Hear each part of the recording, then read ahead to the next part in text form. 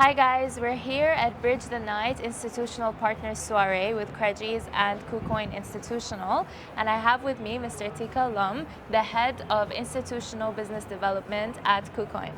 Hi guys, my name is Tika. I'm the Global Head of Institution Business Development in KuCoin. It's my pleasure to be here with you tonight. Thank you for being with us. Yeah. So KuCoin has really grown into one of the top crypto platforms globally, with over 40 million users, if I'm not mistaken. Correct. So what do you think has led to this level of trust and success on a global scale? Well, I think everyone knows that crypto market is a very fast-paced industry, right?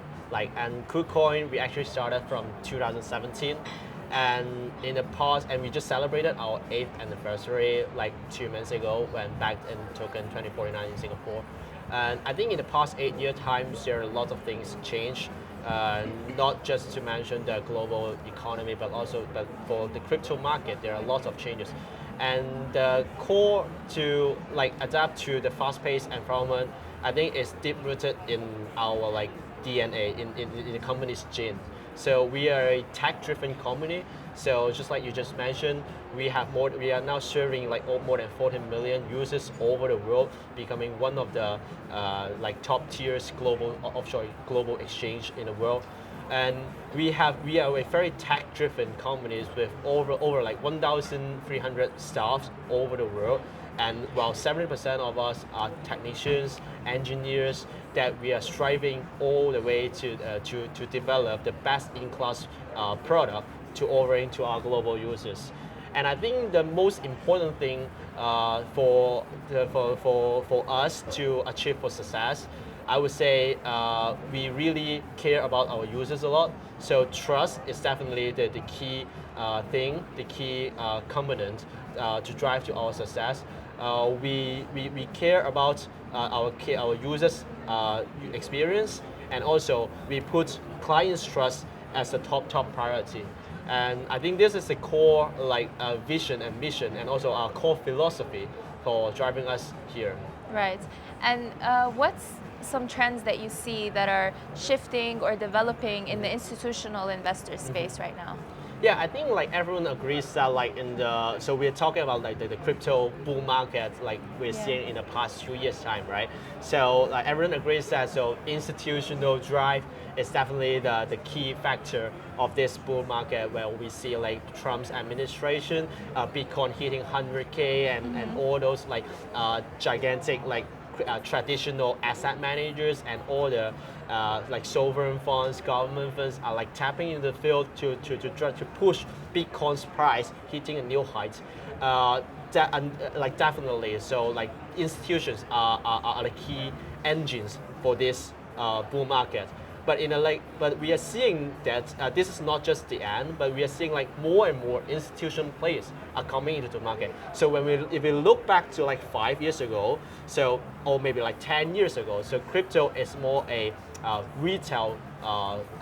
It's more retail game. Yeah. So we have more retail users, and then there are to be frank, it's just more like a casino. So there are lots of small tokens, new tokens, new listing. There are lots of alphas. But while we see more and more institutions coming into the market, which means that this market is going to be more steady instead of a very high volatility anymore. So because institutions are the trading behavior of institutions are unlike retail users. So institutions care about safety and compliance and secure stability. So these are the core reasons and the core matrix whether an institution would like to make a trade. So when we are seeing that more and more institutions tapping into the market, we can also predict that and foresee that the volatility of cryptos might be going not that much than before. Yeah. And we are also and at the other way, we are also foreseeing that there will be more institutional players coming into the market. Compared to so crypto currently, I would say is still retail dominating. So a lot of crypto exchanges like us. So majority of the users obviously will be retail users.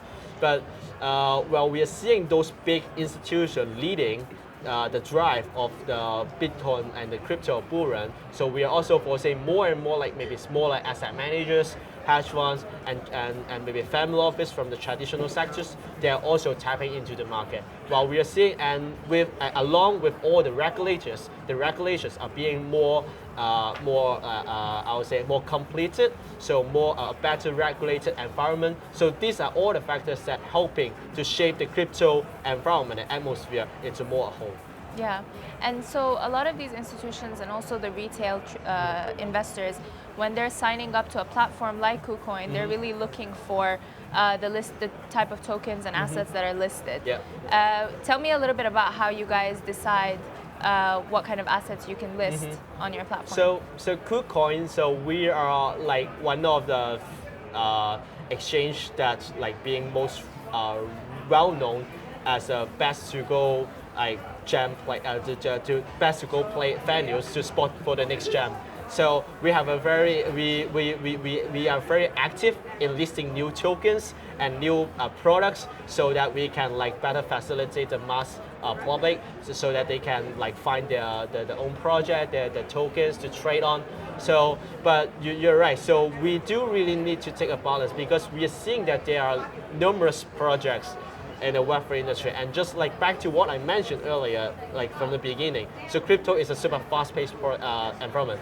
We actually have seen like more than like I think 80% or 90% of projects they failed, they didn't go well. And so while we are doing listing, like we do have to balance between the number of the quality and the quantity and also the quality of so I think in that sense at KuCoin, so we are not like super aggressive so to list whatever there is on the marketplace to lucrate users to come to our platform to trade. But also we have a very independent mechanism and procedure to evaluate what tokens are like qualified to be listed on our platform. So we look into a lot of details. So there, of course, their white paper from the beginning, also the utility, and then how many user space involved in this project. So the tech team, the founding team members, the background. So we will have do a very like all-rounder due diligence per each token, because we do not want to become a casino. We do not want to become a place that people just come and like pump and dump.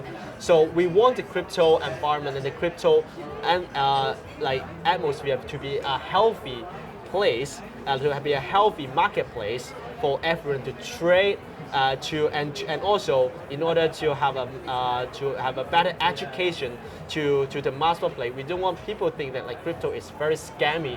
So that's why you're right. We are doing we are very carefully and cautiously to balance between like the quantity and the quality of these things. Yeah, that makes total sense. Yeah. And finally, I want to ask you, what makes KuCoin Institutional unique? Well, I think in the past few years' time, so KuCoin Institutional, so actually we just have rebranding.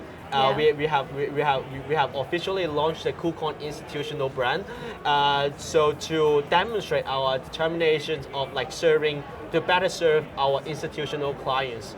For example, like from market makers, HFTs, prop shops, brokers, institutions, corporate treasuries, etc., etc. So what we have been doing is not just designing a new logo or a new slogan, but we are building infrastructure that's really tailored for institutional players. Just like what I mentioned earlier, so crypto was more a retail game, so there are more retail dominated.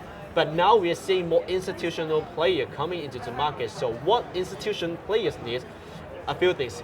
Infrastructure, like whether you can offer like very stable matching engine, you have a very stable facilities on latencies, you offer like low latency, you have a very dedicated fee rates offerings, and it also including like a custodian, third-party custodian solutions, and also like for example like credit line services. So these are some, I would say, infrastructure and products that institutional needs, that while like retails might not care that much. Yeah. And the second thing will be compliance. I would say for big institutions, they care about safety, security. So part of it can be eased by the infrastructure that I just mentioned earlier, but another part will be regulations. So like KuCoin has been, we are very determined to that, and we are very dedicated to pave our roadmap into a compliant way. So what we have been doing is we have been actively applying license in multiple countries. Yeah. So we already secured the FIU in India, and very lately we also have secured the license in Australia. We have already officially launched our KuCoin AU site, Wow. and we have also announced that we have officially obtained. I mean our branch KuCoin EU have already obtained the MiCA license as well. Yeah, we saw that. And the service will be live very soon. I think with all this top tier regulatory requirements that we have demonstrated our capability that fulfilling such requirements is giving additional confidence to our institutional users that KuCoin is a really trustworthy marketplace. So it also actually aligned with our latest slogan, trust first and trade after, trade next. Yeah, trust first and trade next. Correct. Very cool. Thank you so much for being with us Thank today. you. Thank you, guys. Thank you.